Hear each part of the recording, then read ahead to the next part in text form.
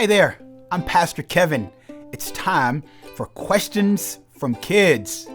Brielle from Oklahoma City, Oklahoma asks, why did the king keep changing his mind and not let God's people go?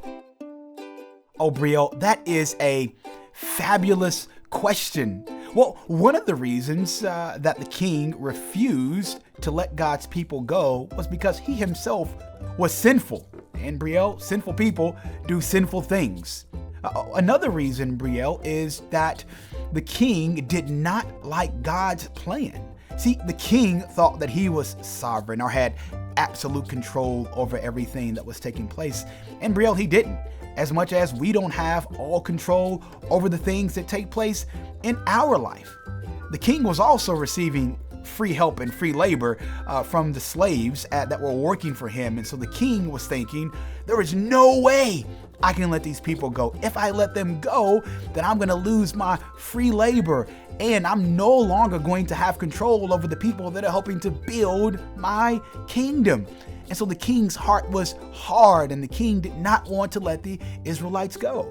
Now, Brielle, it's also important for us to know that the scripture tells us that the Lord holds even the king's hearts and character in his own hands. And so a part of the hardening of the heart of the king was also, Brielle, to display the sovereignty and control that our God Yahweh has over everything.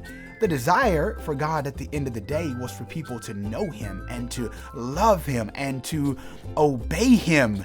And so anytime we're disobedient to the Lord, there are always consequences that follow. See, the king's heart was hard, but the king's heart was in control of the Lord. And so it's our responsibility, Brielle, to have softened hearts towards God, to want to obey and to want to do what he tells us to do.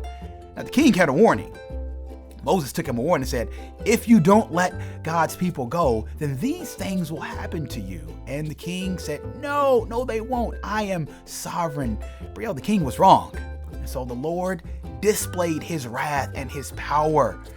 Brielle, we all need to make sure that our hearts are soft towards God by reading the scripture and praying. That's important for us as believers. So what can you do if you notice your heart is hard towards God or his plan?